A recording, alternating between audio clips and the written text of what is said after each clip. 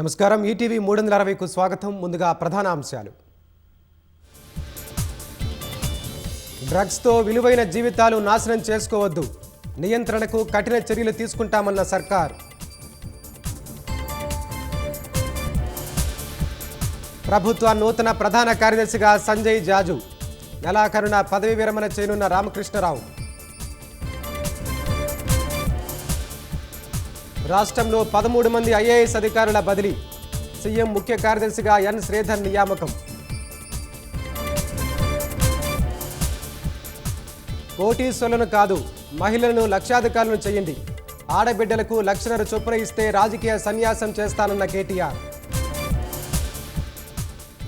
నల్గొండలో నలుగురి హత్య కేసును ఛేదించిన పోలీసులు, ఆస్తి కోసమే అక్క కుమార్తె అల్లుడు హత్య చేసినట్లు వెల్లడి.